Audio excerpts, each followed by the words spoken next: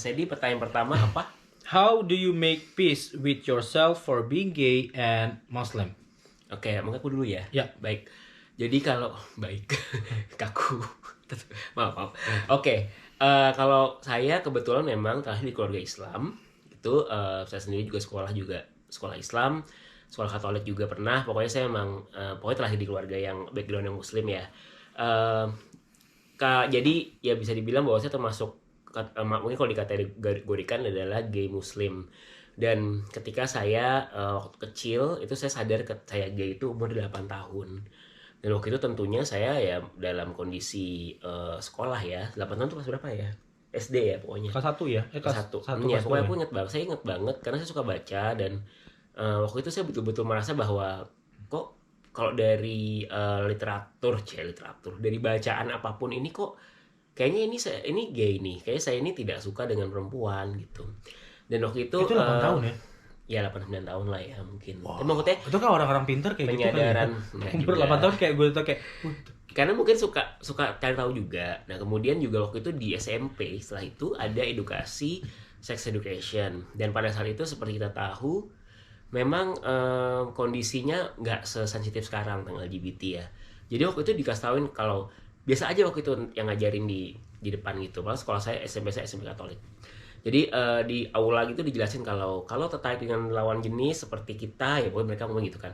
Itu heteroseksual gitu. Nah kalau misalnya tertarik dengan lawan jenis namanya homoseksual gitu. Terus kayak langsung dengan sesama jenis. Sesama jenis berarti homoseksual gitu. Dan waktu itu saya langsung loh gitu. Berarti gue nih homoseksual gitu. Cuman aku nggak berani ngomong gitu. Waktu itu dalam hati udah Tapi dalam hati lo gitu. Kok nggak sesuai sama yang lain nih kiri kanan belakang dan kayaknya ada yang salah dalam tanda kutip gitu. Yeah. Oke, jadi waktu itu udah tahu dan sudah menyadari itu saya simpan sampai saya coming out gitu. Saya belum pernah ngomong ke siapapun bahwa saya itu adalah gay. Yeah. Dan itu adalah salah satu momen yang terberat memang dalam hidup karena ya saya constantly lying aja gitu. Kalau balik lagi ke pertanyaannya gimana cara make peace-nya, sebenarnya ada saat-saat di mana saya sudah ya kembali lagi kalau misalnya ngomong soal agama ya gitu, saya tempat tidak percaya sama sekali dengan Tuhan gitu pada saat itu. Karena waktu itu menurut saya kok bisa-bisanya nih si pencipta saya ini menciptakan saya seperti ini dan gini, gimana logikanya ada the power being ya yang menciptakan sesuatu untuk dia benci. Buat saya itu tuh tidak masuk di akal saya pada saat itu. Gitu sampai pada saat itu benar-benar semua orang di kiri kanan dan belakang mulai menunjukkan ketidaksukaan terhadap LGBT gitu ya. Itu tuh semakin keras rasanya di saya gitu. Yeah. Sampai akhirnya saya lebih ke tidak peduli dalam arti kayak saya punya kepercayaan sendiri tentang Tuhan saya gitu ya. Walaupun mungkin saya bukan kita bukan di sini. Saya bukan Islam yang mungkin yang sholat 5 waktu gitu, tapi saya punya cara beribadah dengan cara sendiri gitu. Dan saya percaya Tuhan saya Maha Pengasih dan Maha Penyayang gitu. Dan kebetulan bapak saya juga mengajarkan Tuhan yang tidak untuk ditakuti gitu, tapi Tuhan yang untuk dicintai gitu. Di idea itu tuh masih agak sulit diterima oleh banyak orang gitu sampai sekarang pun karena kan ya Tuhan harus ditakuti gitu kan karena Maha ini Maha itu gitu. Tapi buat saya ya Tuhan tuh Maha mencintai gitu. Dan saya akhirnya tahu bahwa oh ya emang dia ciptakannya seperti ini, ciptakan orang lain seperti itu nggak apa-apa gitu. Gitu sih kalau dari mungkin secara singkat, kalau mau panjang banyak banget tapi singkatnya mungkin kayak gitu. Nah kalau Teddy sendiri bagaimana? Sebenarnya gini, justru beberapa bulan sebelum kita akhirnya mendapatkan kepastian kayaknya kita udah bisa berangkat nih di tengah pandemi gitu, saya tuh jauh lebih mendekatkan diri sama Tuhan gitu. Dalam artian saya benar-benar pada saat itu tuh saya benar-benar merasa intim sekali ketika berdoa, ketika sholat, ketika berpuasa. Ya berpuasa, kemudian berkomunikasi lah kasarnya. Saya merasa bahwa balik lagi ini hak saya. Ini hak saya untuk punya agama, hak saya memilih dan gak ada yang bisa ngambil itu. Gak ada yang bisa ngambil itu. Saya merasa bahwa ini adalah ada satu spiritual journey yang saya alamin 26 tahun. Saya memang lahir sebagai muslim, besar dari daerah yang sangat tok sekali Islamnya gitu. Tapi saya baru menyatakan diri sebagai Islam itu di umur saya 26 tahun. Ketika saya tinggal di Bali, ketika ada satu momen di mana saya hari terakhir puasa. Kalau kita di Aceh hari terakhir puasa tuh heboh banget yang namanya pawai lah, takbiran lah, dan yang lain-lain. Saya nggak nemuin. Saya tinggal jarak sekitar berapa ratus meter dari tempat dugem. Jam 4 pagi harusnya saya udah bangun untuk siap-siap sholat subuh dan dengerin takbir. Pada saat itu yang saya dengar adalah musik jedak jeduk di tempat dugem. Dan saya pada saat itu merasa bahwa kayaknya saya mencari sesuatu nih, dan sampai saya putar YouTube pada saat itu untuk dengerin takbir, dan saya benar-benar ngerasa kayak ini adalah sebuah momen dimana saya merasa bahwa sebegininya gitu, yang kayak wow gitu. Sampai akhirnya satu hal yang saya juga surprise pada saat itu ketika saya sholat di Bali dijagain sama pecalang-pecalang. Saya merasa bahwa Indonesia nih luar biasa ya, kerukunan beragamanya ya. Kalau kita bisa lihat dari segi yang positif aja, pada saat itu saya bangga sekali gitu. Dan akhirnya di umur saya 26 tahun saya baru bilang bahwa I am gay and I am a Muslim, and then I'm happy with that. And there's nothing wrong with that. That's nothing wrong with that. Karena buat saya hak saya untuk untuk memilih ya gitu. Yeah. Sama halnya ketika kita mau came out dan yang lain-lain. Ya, semuanya sama. Gitu. Next question. Oke, kita ke pertanyaan kedua atau pertanyaan berikutnya. Penasaran sama sisi karir gitu. Oke.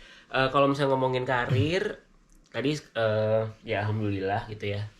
Walaupun saya adalah seorang dosen gitu. Dan ini sebenarnya menarik banget karena kita kan juga di Indonesia kan kayaknya kalau dosen tuh guru tuh harus sempurna dalam tanda kutip. Kayaknya tuh kalau guru tuh gay itu salah gitu. Untungnya alhamdulillahnya saya diterima di tempat, walaupun tempat pengajar saya adalah tempat yang juga yang di bawah naungan oleh agama tertentu pada saat itu, tapi mereka menerima saya, setidaknya dosen-dosen yang dekat sama saya gitu. Jadi alhamdulillah untuk itu saya tidak ada masalah gitu. Selain saya ngajar, saya juga sebagai seorang muralis ya saya kerja sendiri. Hampir semua klien saya tahu tentang saya. Kalau nggak ada yang tahu, kalau nggak perlu saya kasih tahu juga saya nggak akan kasih tahu juga gitu. Tapi tidak ada apapun sih yang waktu itu menghalangi saya untuk menjadi diri sendiri gitu. Untungnya saya tidak pernah berpura-pura gitu ya di tempat kerja, atau mungkin ya nahan-nahan supaya nggak ketahuan ini gay gitu segala macem gitu. Kalau Mas Edi gimana? Sama, jadi kalau saya sih secara pribadi, jadi ketika saya apply sebuah kerjaan, saya bilang bahwa saya gay. Karena saya nggak mau nanti mereka bergosip tentang saya nggak mau mereka nanti berpikir yang aneh-aneh gitu. Jadi sebelum ini langsung. Iya, saya di beberapa perusahaan terakhir di Jakarta, saya kan bekerja sebagai digital marketing ya, and then social media. Saya selalu bilang sama orang yang interview saya kalau saya gay, is that okay for you? And then karena saya kerja di hospitality, di industri pelayanan gitu, jadi bukan hal yang luar biasa ya, banyak lah ya. Bukan sebuah isu ya. Bukan sebuah isu, jadi itu tidak masalah. Next, coming out itu penting atau enggak? I am still in the closet till now. Ya. Balik lagi ke kamu. Kamu merasa bahwa kamu perlu nggak sih membicarakan ini? Kami berdua perlu, karena buat kami masa depan kami paling penting ya. Dan kami berhasil membuktikan ke keluarga bahwa, terutama saya tulang punggung keluarga gitu. Saya bisa bekerja, saya bisa punya status pekerjaan yang baik gitu. Kemudian saya bisa tunjukin ke keluarga bahwa saya bisa nguliahin adik-adik saya, ada 2 gitu. Saya bisa bangunin rumah buat orang tua saya di kampung gitu. Jadi hal-hal yang seperti itu yang kasarnya kayak memotivasi juga. Iya, dan penting nggak pentingnya adalah balik lagi ke kamu gitu. Kalau saya ditanya saya penting. Kalau Mas Gali ditanya pasti penting juga gitu. Tapi kalau dibalikin lagi ke diri kamu kayaknya susah, background keluarga susah.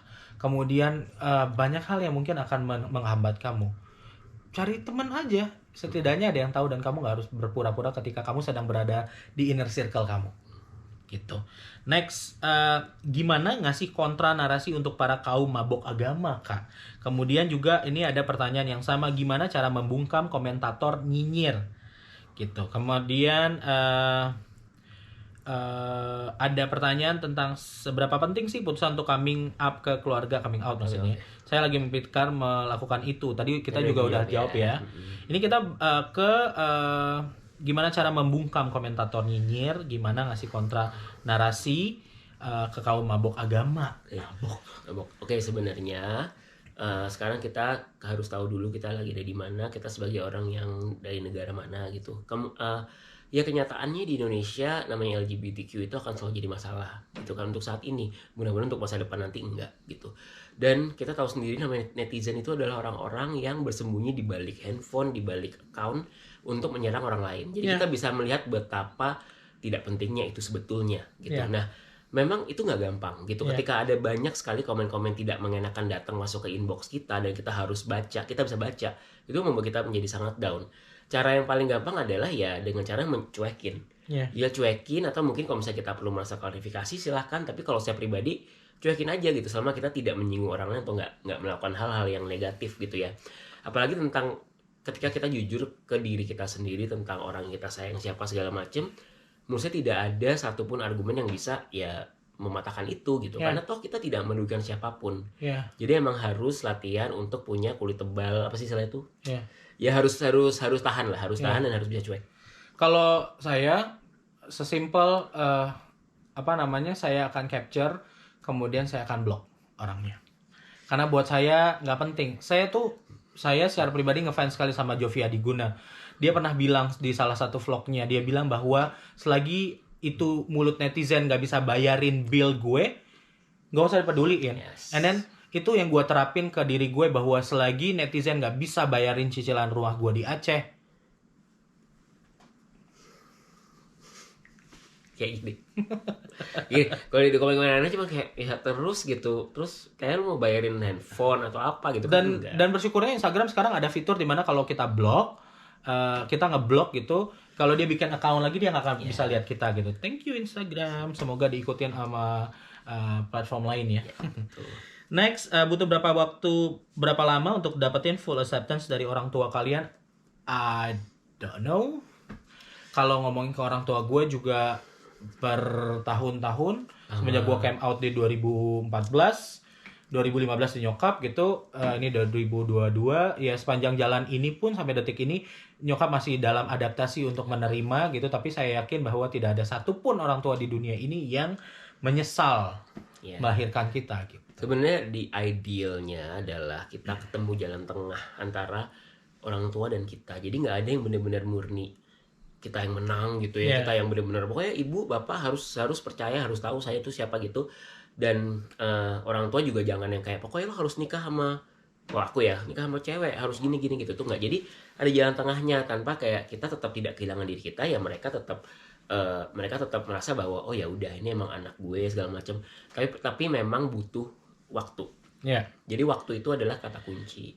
Ada banyak pertanyaan juga yang lucu-lucu sebenarnya. Kita nggak bilang ini pertanyaan yang penting atau nggak penting, tapi kayak who's top and who's bottom. I mean like kayak itu dapur kita, kayak kita nggak harus kasih tahu dapur kita. Tapi terima kasih sudah bertanya. Nah, yang terakhir adalah how to find positive support system. Ini pertanyaan terakhir kita. Gimana bagus ya? Gimana pertanyaannya?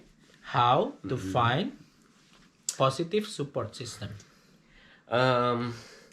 Aku tuh percaya kalau orang yang memang punya tabiat yang mungkin baik gitu ya, punya attitude yang baik kan dipertemukan dengan orang baik juga gitu. Aku nggak bilang kalau aku dan Teddy itu dua-duanya orang yang baik banget, nggak. Tapi maksudnya kita berdua berusaha untuk tidak merugikan orang, kita berusaha untuk kita tidak menyakiti orang lain. Jadi alhamdulillah sepanjang perjalanan kami sebagai pasangan gay gitu ya, dari pertama kali jadian, bahkan sebelum saya ketemu Teddy pun, dan bahkan sebelum Teddy ketemu saya, kami selalu dipertemukan dengan orang-orang yang baik. Tapi kami kadang dipertemukan dengan orang yang tidak baik, itu juga pernah, sering banget. Nah, orang-orang yang baik itu harus kita keep gitu, karena orang-orang inilah yang akan menjadi orang yang membantu kita ketika mungkin orang tua kita menolak kita gitu.